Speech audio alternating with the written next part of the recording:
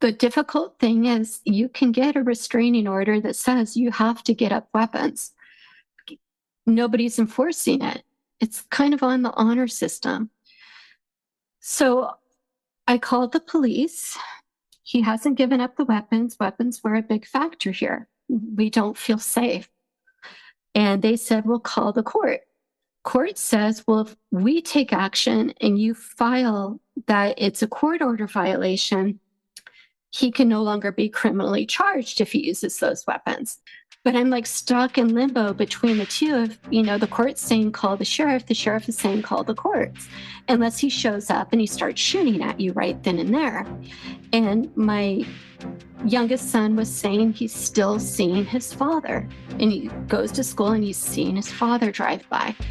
And that he still feels he's being watched. And I had seen him a few times myself, and it was watching, but it was still outside the area where it was a violation. And so it's like, we can't technically do anything about it.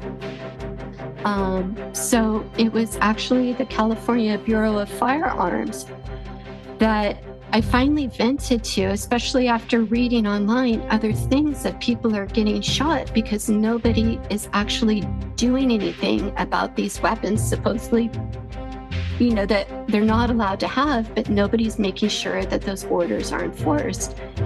And it was in August of 22, approximately, I think, that I get a call from an agent with the Bureau of Firearms saying we've gotten the weapons.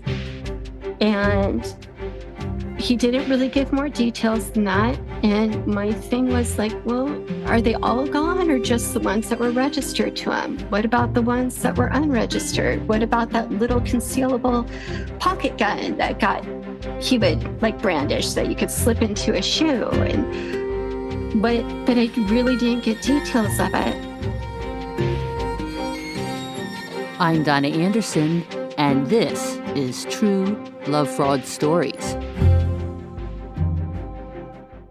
Erin Lum of California was trapped in a marriage where she was emotionally, psychologically, and financially abused.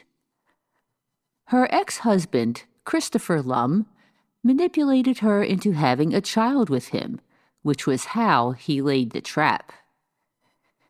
In part 1 of this story, Erin explained how it happened.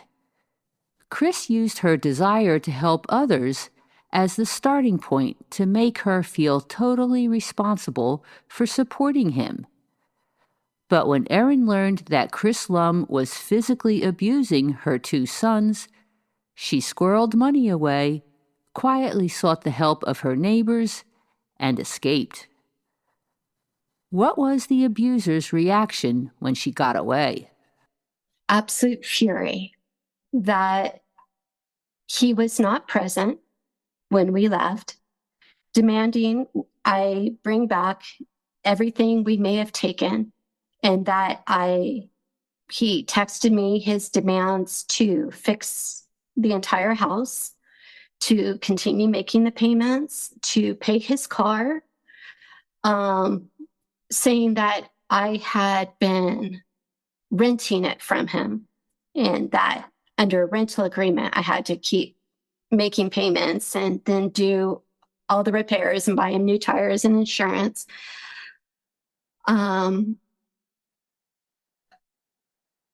Demands to see our youngest, and then not showing or changing them last minute,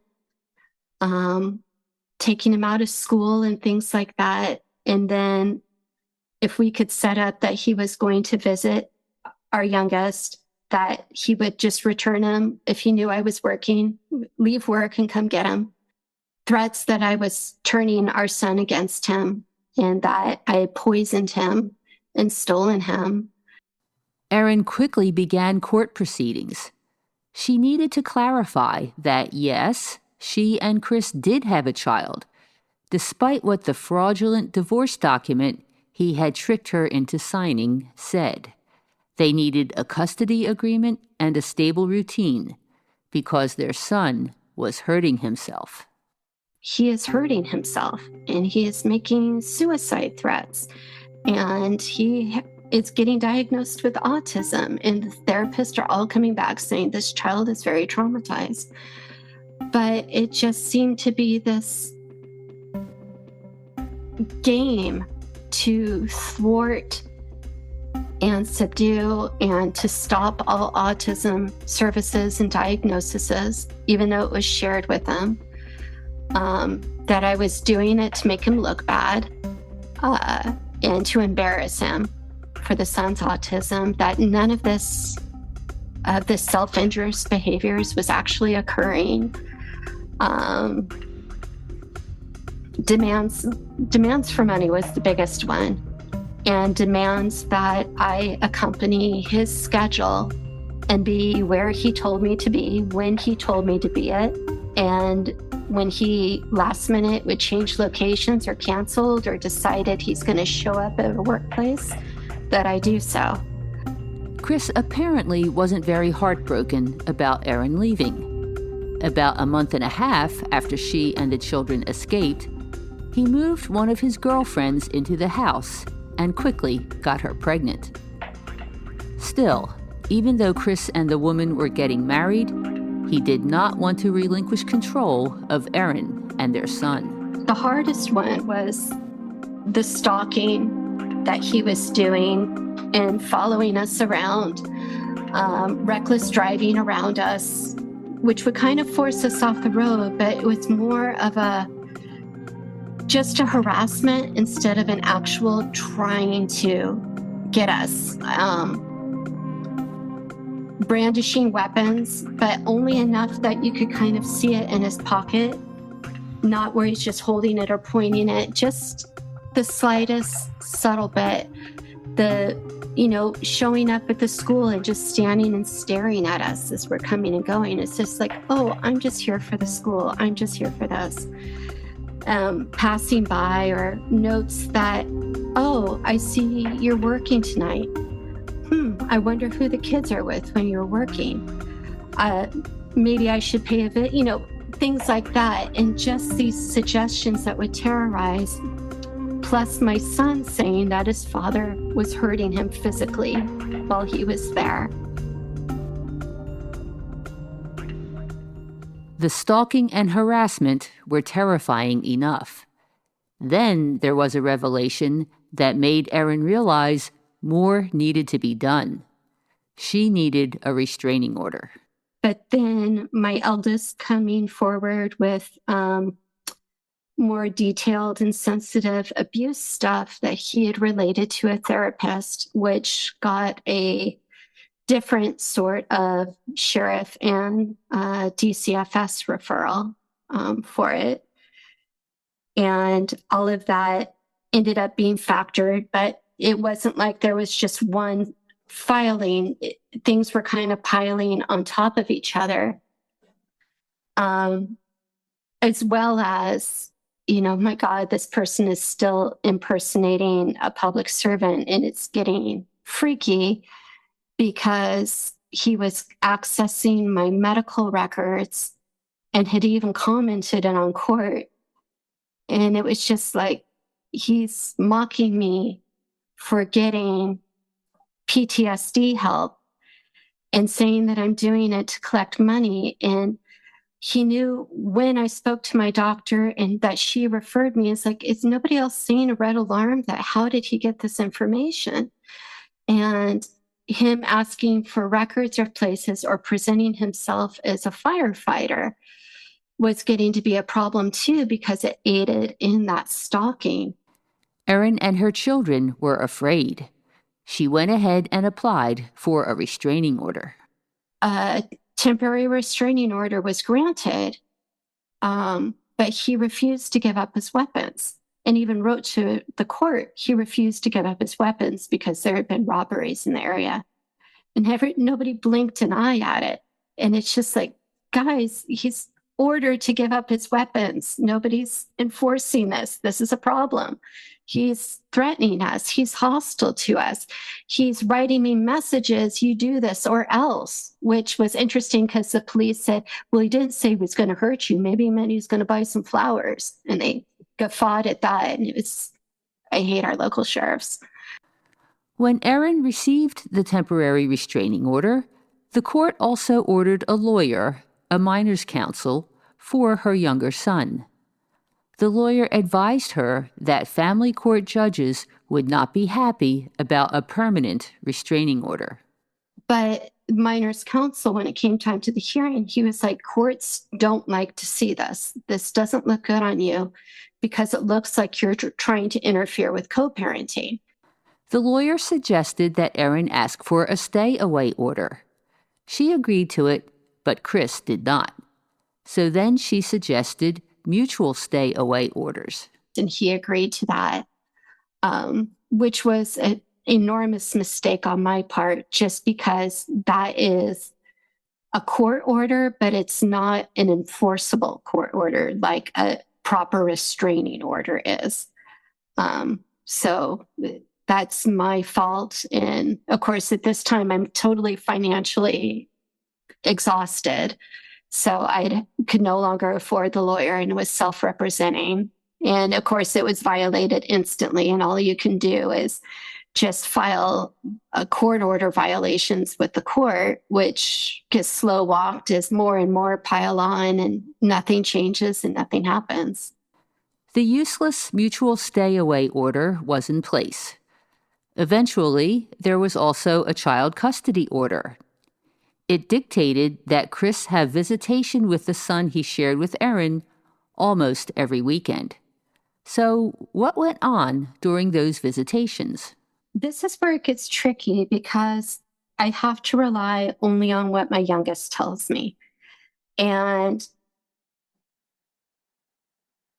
as he got older, details became clearer. But it was often seeing other women, and that dad is a lot of fun when these women are around and pays attention to me. But otherwise, I'm alone. And he sees women online and there's nudity, and he's talking and chatting and he's up all night with them. And I'm not allowed to talk about him to these people.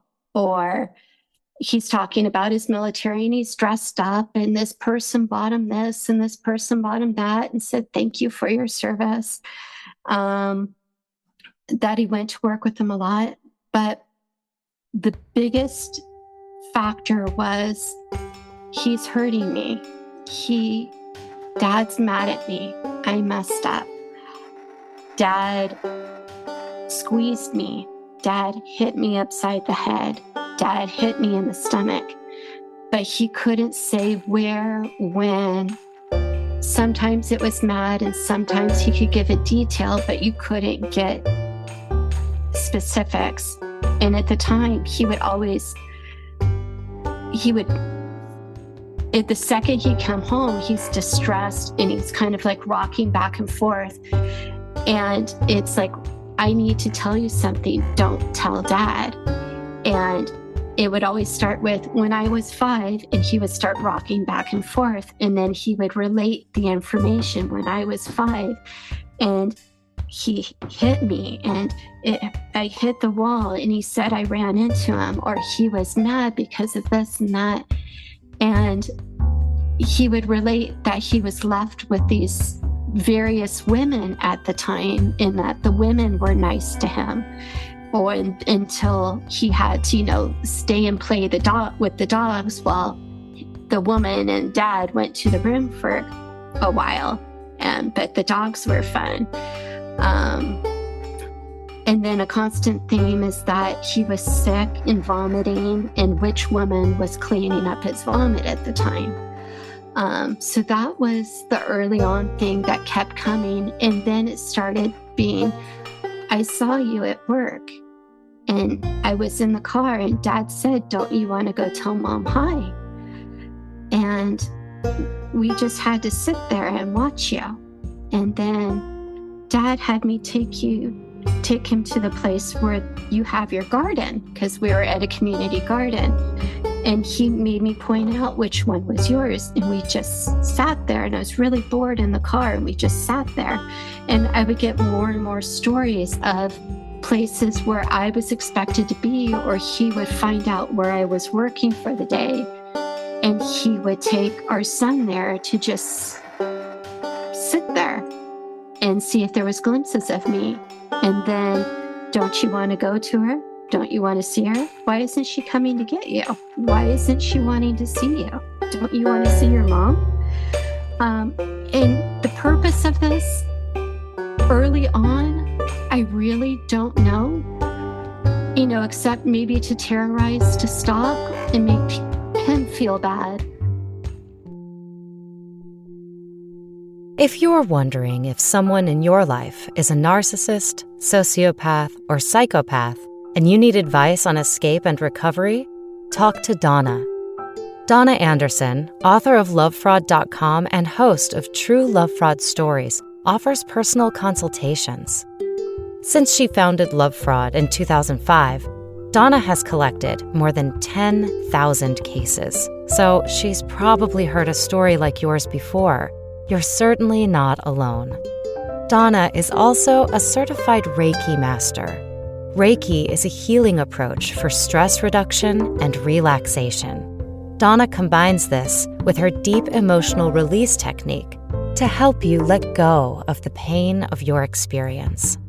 Book your session today at lovefraud.com/talk to Donna. As the boy grew up, Chris's manipulation got worse. But then it increased over the years as we moved. He would just kind of come, and Dad made me say things, and he was recording it. And he was like, Mom, I'm so sorry. And it's not true, but was making me say this. And was like, it's okay, I understand. And do you want to talk to your therapist about it? Or, Mom, he made me go to the apartment and show which one is ours. And I'm so sorry. And I'm so scared he's going to break in here. And my youngest son just got more and more and more terrorized. At the same time, as he got older, his descriptions of exactly what were going on got more detailed. So he came home one of the holidays, and he had the set of fingerprints to the right side of his throat and shoulder. So you could tell he had been grabbed. Like, I hate to say that the Vulcan neck pinch thing, but it kind of looked like that, where the back thumbs were on the back shoulder and neck, and then the forward fingers on the neck and pressing in. So part of the shoulder, but the soft bottom of the neck. And that his father had gotten angry, and it grabbed his neck and started squeezing again. And then afterwards, he said he was crying. And then Dad said he was only playing. And wasn't it fun? Doesn't he want to play? And that his dad thought it was funny. So we got more and more descriptions over the years of exactly, what was going on and how it was twisted, of first anger, a physical punishment, and then, oh, well, you walked into my hand. Oh, you tripped over me. You fell down. Oh, you walked into my elbow or this, and you're clumsy. Chris had married again, but that didn't mean he was faithful to his new wife. He demanded that his son cover for him as he cheated with other women. Going to the girlfriends' houses and, don't tell your stepmom about seeing so-and-so, and don't tell the girlfriend or that girlfriend that you have a stepmom and a stepbrothers and now a baby half-sister. Or going to events, and he'd be dressed as a fireman or as a military person, and he had to back his father's stories, so we'd get stories about that as well. Then, as the boy got older, the stories he brought home became even more alarming. And then once puberty started, just like with his older brother, then came the reports of the more sensitive nature of abuse and that had been going on. And his awareness of what that meant, that it was wrong and unnatural and not play or fun or the special little secret, which, led to our second restraining order and finally the loss of custody. In 2021, 6 years after Erin left Chris Lum, she filed for another restraining order. Her ex-husband was evil. In fact, during court proceedings for the first restraining order, he'd been investigated by the sheriff, which Erin didn't learn about until later. According to court documents, Christopher Lum had felony convictions for grand theft auto, petty theft, and burglary. Erin also tried to validate whether or not Chris actually served in the Coast Guard or Air Force, as he claimed. The responses she received from both services stated that they had no record of Christopher Lum. It was long past time to get this man out of their lives. The continued abuse against our youngest was the main driving factor for it. And we still had the other harassment. The stalking had definitely tapered off a bit, but the threats were there. And my youngest was able to detail it in a way that was getting very, very specific.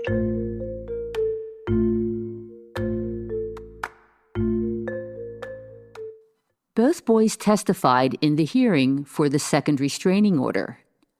Erin and Chris were in court, but to reduce the fear factor for the boys, they were in a remote location. They told the judge about their experiences by video. Both boys described events that Erin didn't even know about. And so I'm listening to this testimony about the weapons threats and his father making homemade tasers and thinking it was funny in the garage to at him. And the extent of the con artistry and sexual abuse to others was just mind-boggling. Like he did with everyone, Chris did his best to manipulate the judge. At the time, he was presenting himself as extremely sick and extremely frail in court. And he talked like this, "Your Honor, I'm too weak and my health is too bad."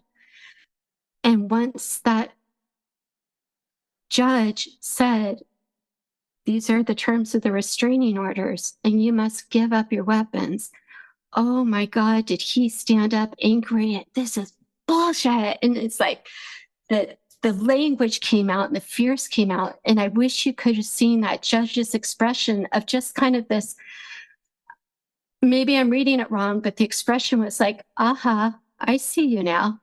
The second restraining order against Christopher Lum was filed in California on June 24, 2021. According to the order, Chris could not harass, attack, threaten, or assault Erin and the boys. He could not contact them directly or indirectly, and he could not attempt to obtain their address or location. Chris was ordered to stay away from their home, job, vehicle, and school. He lost physical and legal custody of the son he shared with Erin and could not have visitation. Finally, the legal system was offering the family some relief. As far as the in and outs with the court, it was a god-awful long process until we got the second set of restraining orders and he lost all parental custody, legal and physical, and no visitation. And it just finally we could start sort of moving on. It wasn't the end, but I mean, it took years, but we could start finally moving on. The restraining order clearly stated that Christopher Lum could not have guns, firearms, or ammunition. He was to sell his guns, store them with a licensed gun dealer, or turn them in to law enforcement. Failing to do so was punishable by jail and a $1,000 fine. Chris did not turn in his weapons. Erin kept trying to get someone in authority to do something about it. In the meantime, the family slowly began rebuilding their lives. Erin started unraveling the lies Chris told and pieced together why his stories were so convincing. He always said that he spoke fluent Chinese and that talked all this stuff about his Chinese heritage and stuff too. And so I had seen him watching this Wild China documentary while he was in the workroom. And then a little later, like two or so days later, he was on a phone call, and just from the nature of what I could overhear on the phone call, I could tell he was trying to impress someone. And he kind of put on his machismo, smooth talker, seduction thing that he would typically use for women or sometimes men even. But he's repeating these personal experiences of him in China, and I could hear that he's repeating the crap he had just seen on this documentary. But it was told like such a perfect memory and my recollections, and this is my life, that it was just astounding to me. And it kind of helped me, even though that was years later, just put together how he could do all this. And sometimes in the retellings, he would get details wrong, and you would ask questions, then all of a sudden it'd get really vague.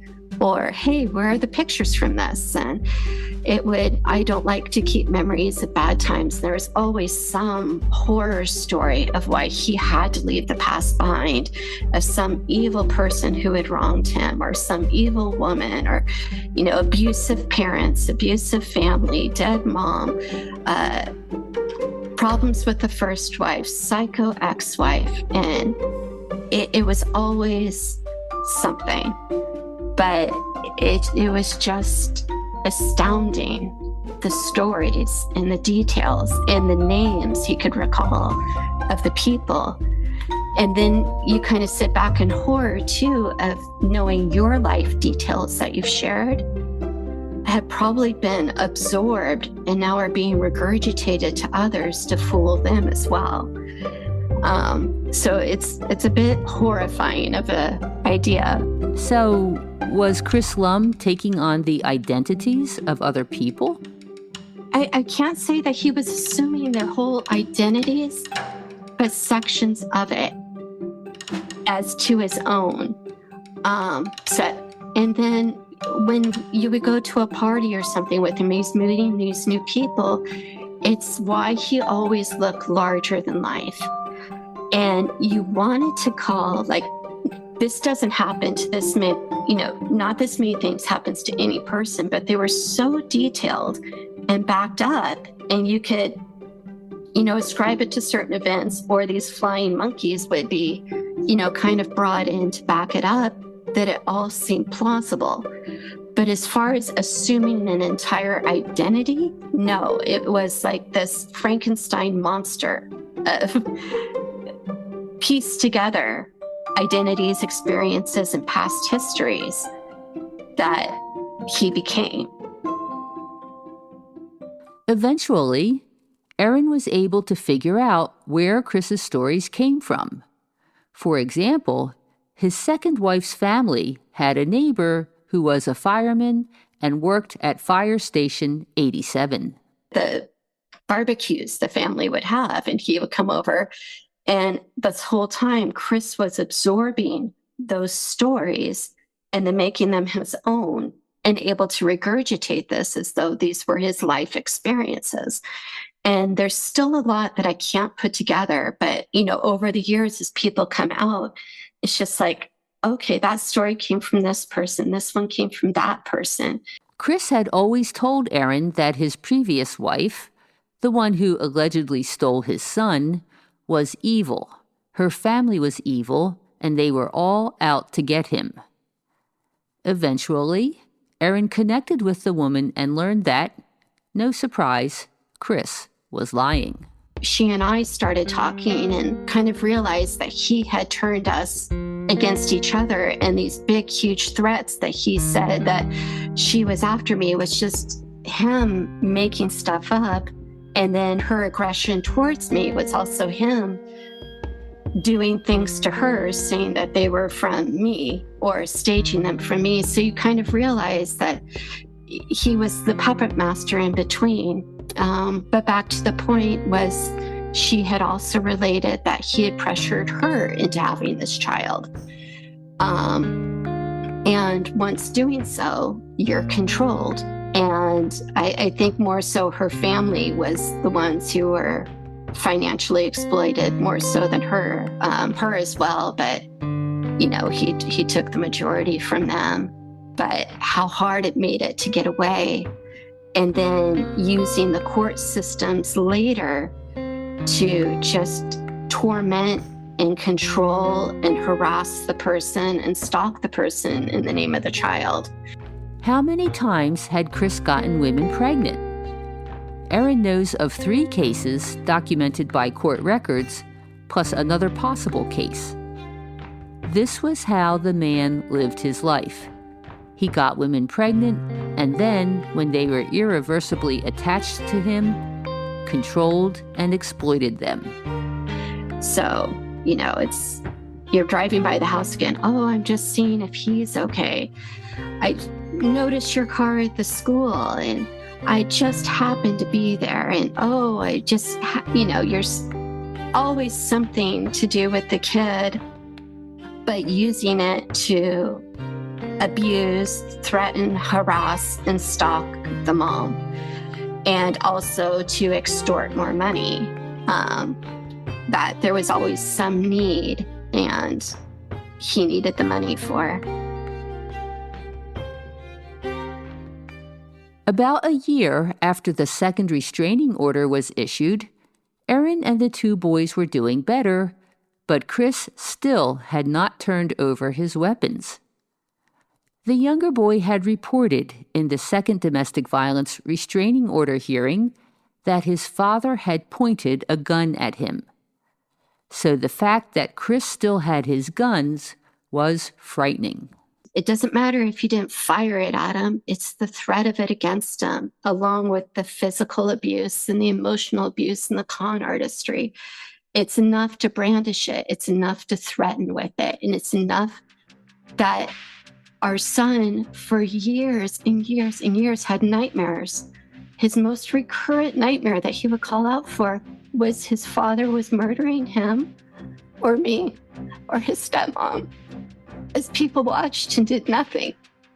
And that was the most reoccurrent nightmare he had. And my eldest son, too, the reoccurring nightmare was weapons and killing, and he would be killed. And it was just like, we have got to get these weapons away. But the court said to call the sheriff, and the sheriff said to call the court. Finally, when Erin contacted the California Bureau of Firearms, this agency took action. In August of 2022, Erin got the call from the agency saying that they had Chris Lum's firearms. Still, she didn't know if all her ex-husband's weapons had been turned in. Then, Erin and the boys found out that Chris had been charged with weapons and explosives violations. And if I remember correctly, it was like 6 counts. Took a plea deal for violating just restraining orders and all of that. But then he violated probation. So we found out about this because there was a hearing coming up for the probation violation. And it was just like, nobody even told us. And he still had the weapons. And we felt very left out of the system of we're the ones who made the complaint. We were the ones who were being threatened by the weapons. We were the ones who endured the physical violence and the stalking and the psycho behavior and the dressing up and conning people. But we don't find out that he actually got charged. We don't know that all of the weapons were taken.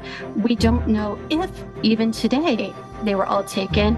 We don't know that, okay, he violated the probation. But what we saw when we finally found everything is just these slap on the wrists. And just like before, there is court order violation after court order violation after court order violation, and always an excuse, which had been the MO for years. And it really is what allowed the abuse to continue, because every time something would get violated, it was just like, okay, don't do it again. Gets violated, okay, don't do it again. Why do we have a huge pile of child abuse reports? Because nobody would act on it. And you just keep going around on the same wheel, and more violations happen and more abuse happens. Chris's probation violation hearing was held on November 17th, 2023. The case was between him and California, so Erin and her sons weren't party to it. But the boys wanted her to appear at the hearing. They wanted their fears and worries to be expressed. We were able to just speak to the judge of, this is how we feel about this. And this is how we feel about, yet again, the weapons were not seized. And yet again, he continued to use them to hurt us, especially a child who still has nightmares, who is still self-injurious because of his fears of this. And it's so well documented in the court history, from the doctors and the specialists and even the DCFS reports of, until somebody does something about this, nothing's going to happen. And so, again, that hearing came, and I have to admit my amazement that the attorney, or the deputy attorney general for the Bureau of Firearms, listened. Christopher Lum hadn't shown up, claiming that he was terminally ill with cancer. Of course, he'd been claiming that he was terminally ill with cancer for years. It started when Chris and Erin were still together. He had a large lymph node on the side of his neck. It wasn't cancerous, but he wanted it removed. The surgery damaged a nerve in his throat. Doctors warned him that further treatment could damage his esophagus and cause cancer, but he did it anyway. Erin knows all this because at the time, his medical treatment was on her insurance. She didn't know that Chris was milking his condition. I meet one of his former co-workers that worked with him on CSI Las Vegas, who is now working with me on the chip smithing. And we were setting up the scene where they go and blow up this big set. And he then asked me, well, how's his cancer treatment going? And it's like, cancer? Chris doesn't have cancer. Well, his esophageal cancer. It's like, he doesn't have esophageal cancer. That's echolalia. And he's like, well, we had this big party for him when he came back. Chris is back from cancer therapy. And I had noted right around the time that he had said that, Chris had a ton of diet pills that he kept in his car, these green tea Super X diet pill things. And he was losing weight. But when I asked him, he said he wanted to be really healthy for his procedures and wanted to get rid of the pooch and stuff. And it was like, no, in hindsight, he was losing weight to look sickly. And it was like, oh my God. Later on, when we were leaving, I called him out for it. You have been telling people you have cancer and you've been defrauding them. And it sounds like you took money from them on this cancer fraud thing. And he threatened that I would be What I presumed it was a death threat, silenced if I said anything, and that I'd better keep my mouth shut or else.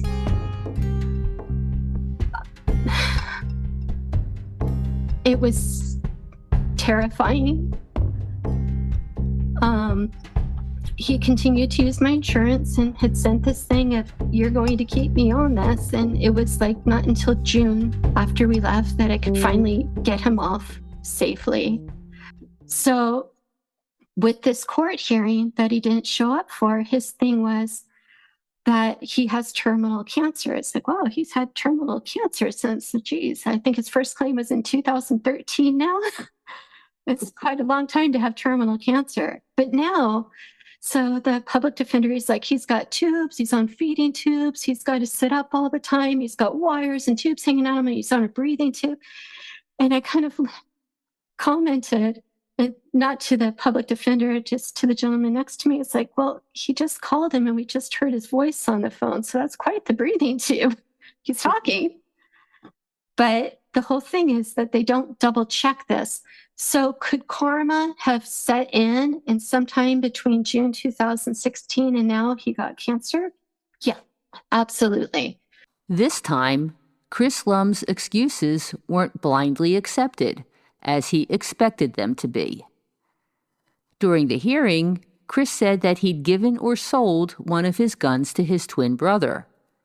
But the brother had a criminal history, including assault with a deadly weapon. It was illegal for the brother to have guns. Did anybody check?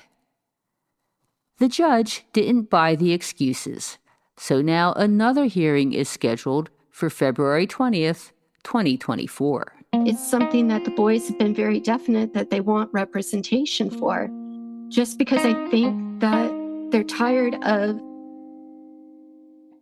there's never accountability. There's always an excuse. There's always a way to get out of the consequences of illegal behavior. And the people who are bearing the brunt of this physically, emotionally, are especially my children, me as well, but most especially them, and probably countless other victims out there, because, you know, all of these people I've just mentioned have been lied to and used and abused as well. Whether or not theirs was physical too, or just psychological and financial, I don't know, but it's just, we're still in this process. But at this point, more of a enough already. The system needs to start working as it's supposed to.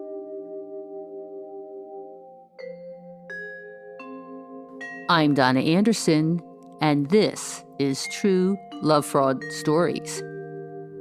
I invite you to listen to expert commentary related to this story. I interview Catherine McWillie, a divorce coach with a law enforcement background and experience in child abuse investigations. To listen to this show ad-free, please subscribe to True Love Fraud Stories. As a subscriber, you'll be invited to Love Fraud Live, my informal support group.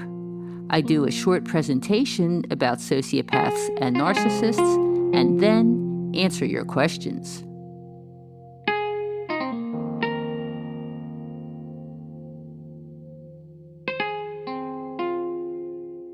So I have just one last question. How do you feel about where you are now and where your kids are now? How do you feel about it? What's interesting is we're still all in therapy. We're trying to get out. We just felt like we were spinning our wheels. One of the most empowering things I saw happen was my youngest sons, actually, they both testified in this latest DVRO, but especially his thing. So even though he was terrified, that he just not as terrified. And when they found out that the weapons, someone had done something about the weapons, they got a little bit taller. And then when they told me that they wanted me to go to that bench warrant hearing for the probation violations, that they just seem stronger of, we need this represented and we need this heard. That it's probably the first time that I've seen them stop cowering and start feeling more empowered and representing themselves, and less and less of the nightmares. And for me, myself, right after this happened, and of course, it's extremely triggering with these latest bench warrant hearings and the violations and the weapons. I put myself back in trauma therapy too, and this time with the YWCA. And I have to be honest that I think I finally found a therapist who gets this type of abuse. And the whole goal was I could talk without shaking, and I could be able to verbalize, because I would lose my voice and I would want to scream out something and I couldn't get it to speak. And I'm actually able to start speaking. I could write it down, but I couldn't speak it. I couldn't say it. And I would freeze up and people would look at me like, oh yeah, she's crazy. And it's like, no, I'm just really traumatized. And that I'm finally actually looking at a relationship that I'm trying to take on, and like, instead of running the other direction, that I'm like, hey, I'm going to give this a try. I think I can do this. And I think not everybody is evil, and I don't have to constantly be looking over my shoulder. You know, we're still scared and we're still kind of looking over our shoulder, but it's that little more of our feet are grounded and our heads are a little higher. And, you know, through all of this, we're still standing. True Love Fraud Stories is produced by lovefraud.com. For more information about this story, other great stories, or if you'd like to share your story, visit podcasts.lovefraud.com. Engineering is by Terry Kelly. To learn how to recognize and recover from everyday sociopaths, visit lovefraud.com. You'll find articles, books, and webinars. You can also book an appointment with me, Donna Anderson, for a personal consultation.